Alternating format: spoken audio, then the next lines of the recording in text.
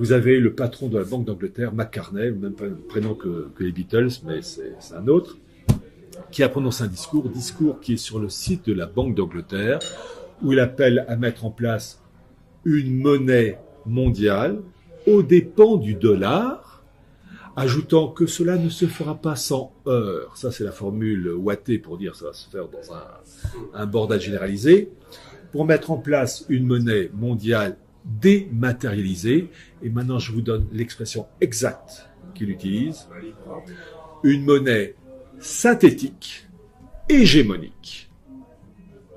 Alors, dans mon livre, donc Archives du mondialisme, je montre qu'il y a cette volonté de gouvernance mondiale liée avec monnaie mondiale. Et je présente en particulier les propos de la revue The Economist, qui annonçait à l'horizon 2018, dans une revue de 1988, une monnaie mondiale, Phoenix, ou un autre nom, peu importe, et des documents aussi de The Economist qui présentent un projet en 1990 d'une gouvernance mondiale avec des blocs continentaux. Et chose très intéressante, vous avez l'Union européenne accolée à l'Amérique du Nord avec l'Angleterre qui fait le lien. Et le Brexit rentre dans cette catégorie.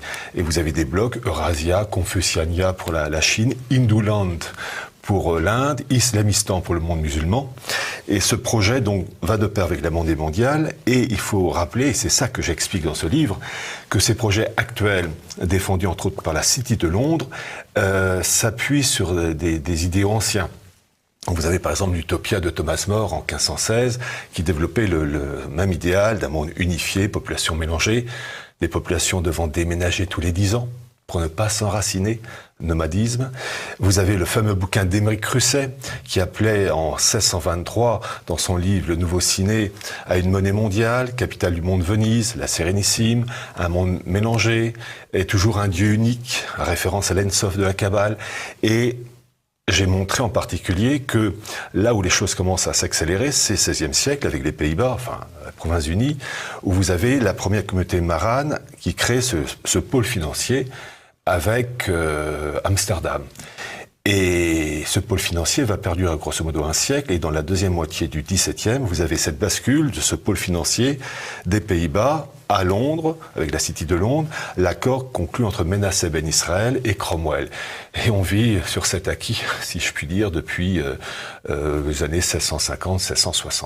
Vous avez eu déjà, en 1944, lors des accords de Bretton Woods, une volonté de la part de Keynes d'établir une monnaie mondiale qui s'appelait le Bancor. Keynes, l'économiste britannique. C'est ça. Et la chose, avec Staline qui voulait pas rentrer dans le jeu, la chose ne s'est pas faite, donc c'est le dollar qui s'est imposé. Et vous avez eu, en particulier en 2010, un rapport du FMI, à l'époque donc sous la direction de Strauss-Kahn, qui voulait instaurer le Bancor. C'est la page 26 d'un rapport du FMI, donc en 2010. Et tout ça en concurrence avec le dollar. En fait, dans la gouvernance mondiale, vous avez deux concurrents. Vous avez une monnaie mondiale voulue par la City de Londres qui doit mettre de côté le dollar, et vous avez une faction oligarchique, j'ai bien dit une faction oligarchique anglo-saxonne qui veut le maintien du dollar comme monnaie de référence. Ces deux factions anglo-saxonnes. Voilà, il y a des bagarres entre elles. Alors, vous avez, en gros, les deux mondes, c'est la City de Londres, ancienne, qui a toujours voulu une gouvernance mondiale, et vous avez une branche rivale, deux branches, disons, aux États-Unis. La branche pro-City de Londres, c'est la famille Rockefeller, et d'ailleurs, vous avez les mémoires de David Rockefeller qui dit à peu près ceci, il dit « Certains m'accusent, moi et d'autres, d'agir contre les intérêts des États-Unis en faveur d'une gouvernance mondiale. Si c'est ce dont on m'accuse, je plaide coupable et j'en suis fier. » Et vous avez une autre faction, à la Steve Bannon, qui, elle, cherche le maintien de la prééminence du dollar en lien avec le pétrodollar. Donc, en fait, ce sont des bagarres internes pour une finalité commune. Et déjà, on avait ce combat au temps de Cecil Rhodes, donc fin 19e, début 20e. Vous aviez une partie qui voulait une gouvernance mondiale sous l'égide de la City de Londres, l'Empire britannique, et puis l'autre qui voulait suprématie mondiale, mais dans le cadre américain. La Russie de Poutine s'oppose à un certain type de gouvernance mondiale. En fait, Poutine et ses comparses sont pour la gouvernance mondiale. Il a dit lui-même, en 2014, je le cite de mémoire, « Je suis pour un nouvel ordre mondial, politique, économique, juridique, avec une ONU modernisée, des unions régionales constituant cette gouvernance mondiale, mais des unions régionales respectant les intérêts de chacun. La Chine est un point capital dans la gouvernance mondiale, et en particulier, je vais vous citer Chatham House, qui est donc cet institut créé en 1919 pour tout ce qui est affaires étrangères, l'équivalent américain, le CFR, l'équivalent canadien, c'est le CIC. Enfin, au début, ils avaient un autre nom, mais actuellement, c'est le CIC. Et je montre qu'en fait, que ces élites, en particulier le CIC canadien, ces élites anglo-saxonnes ont joué un rôle capital dans l'équivalent du CFR chinois, la création du CFR chinois en 1948-49, avec le CPIFA, le Chinese People Institute of Foreign Affairs, citant deux langues, anglais-chinois. Ces gens-là veulent aussi une gouvernance mondiale, mais pour la Chine, ils veulent une grosse part du gâteau. Ce que je montre en particulier, c'est que les élites anglo-américaines apprécient le modèle chinois, avec cette surveillance du faciès, des contrôles en tout genre. Oui, qu'ils sont en train de mettre en place. Voilà, et en fait, la Chine représente un modèle à imiter, mais simplement, en dehors du modèle à imiter, ils n'arrivent pas encore à s'entendre parfaitement dans le partage du gâteau. Il faut bien comprendre, c'est le principe d'Al Capone, le contrôle de la production d'alcool frelaté, où vous aviez différents clans qui se tapaient dessus dans les années 20, années 30.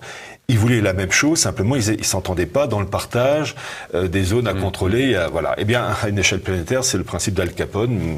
Ils se tapent entre eux, mais pour une finalité commune. Vous avez différentes banques centrales, la Fed, les États-Unis, le BCE, etc. Mais en fait, la maison mère, la banque des banques, c'est la BRI, la Banque des règlements internationaux. Le siège est à Bâle. Et si vous voulez rentrer dans cette banque BRI, impossible. Même la police suisse ne peut pas. Donc, c'est un État dans l'État. Donc, déjà, mauvais signe. Quand vous avez un système qui est coupé des instances démocratiques, puisque, paraît-il, on vit en démocratie, que c'est le peuple qui est souverain, eh bien, quand vous voyez que même les autorités policières et juridiques ne peuvent pas rentrer dans ces bâtiments pour une raison X, c'est qu'il y a un État dans l'État. Cette volonté de mettre en place une monnaie mondiale, c'est au service d'une oligarchie apatride. Et en particulier, il faut toujours mettre en lien la monnaie mondiale avec l'organisation politique du monde, déjà annoncée par Thomas More ou Francis Bacon, ou encore, comme il s'appelle, Émeric Crusset, 16e et 17e siècle, mais dans la Révolution française, j'ai montré en particulier, déjà dans la classe du mondialisme, cette volonté de créer une France en damier, en carré. Vraiment un truc bien administratif. Et vous avez Klotz, le révolutionnaire Klotz, qui voulait un monde unifié, une république universelle, comme il dit, et l'Europe, et l'Amérique, et l'Asie, et l'Afrique, divisée, je le cite, en 1000 cases départementales, avec une population mélangée. On doit rougir du mot étranger. Et déjà, et c'est ça que j'ai montré dans ce livre, dans le chapitre 3, qu'il y a, dans les instants de la Révolution de 89, tous les éléments de la gouvernance mondiale et l'encouragement à l'immigration. Oui, alors, et donc sur la couverture du livre, mais aussi en couleur, il y a plusieurs photos en couleur, c'est en fait l'Angelo della Luce, l'ange de lumière, qui se trouve dans une église italienne à Rome, et ça fait à peu près 2,50 m de haut. C'est Satan, Angelo della Luce, sur une pyramide. Là, je pense qu'on doit comprendre. Mais qu'est-ce que ça fait dans une église? Eh bien, c'est tout simplement l'intrusion du satanisme dans les instances de l'église.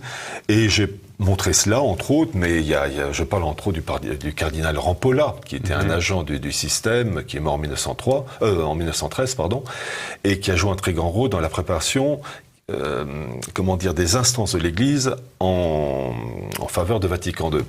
Et j'ai montré que cet homme-là avait travaillé main dans la main avec, Joseph Ratzinger, qui est plus important que Jean Monnet, Schuman, etc. Donc, tout ce qui est satanisme est en lien avec gouvernance mondiale et organisation administrative de blocs continentaux. Voyez-vous, le problème, lorsqu'on parle de la gouvernance mondiale, il faut voir, certes, l'aspect matériel, mais il faut voir aussi la tournure d'esprit des personnes, leurs référents religieux et philosophiques. De l'esprit dépend la matière. C'est-à-dire, quand on veut connaître par exemple quelqu'un, on ne regarde pas son compte en banque, on regarde son origine sociale. Eh bien, là, le satanisme, quand vous avez cette pyramide avec cet ange luciférien, c'est mauvais signe. Et en particulier, ça se greffe avec la maçonnisation de l'Église. Et j'ai en particulier publié le document original, sorti en septembre 1978 en italien, de toute la liste des prélats français et italiens, francs-maçons avec leur numéro de matricule. C'est un avocat italien qui s'appelait Pecorelli qui a balancé ça, il faisait partie de la loge P2. Et bon, quelques mois après, il s'est fait buter de 4 balles dans sa voiture. Comment est-ce que vous pourrez intéresser nos téléspectateurs athées, les rationalistes, à ce que vous racontez? Alors je leur demande d'être curieux, dans ce sens que il n'y a pas que l'aspect matériel dans la vie. Il y a aussi des référents religieux philosophiques qui conditionnent le comportement d'hommes politiques ou de financiers.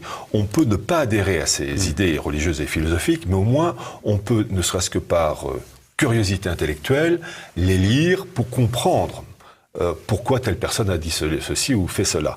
Donc je demande à ces personnes d'avoir cette ouverture d'esprit, et je vais être encore plus direct, ne pas avoir cette mentalité de petites gens qui ne veulent pas voir. J'aime les gens curieux, ouverts d'esprit, qui n'aiment pas, après ça c'est leur affaire, mais au moins qui ont la certitude de l'existence d'un document qui permet de comprendre ensuite le comportement de tel dirigeant politique ou de tel pays dans un événement quelconque. Et c'est comme ça qu'on reconnaît la solidité de quelqu'un quand on reste fidèle malgré les épreuves. C'est vrai pour beaucoup de choses.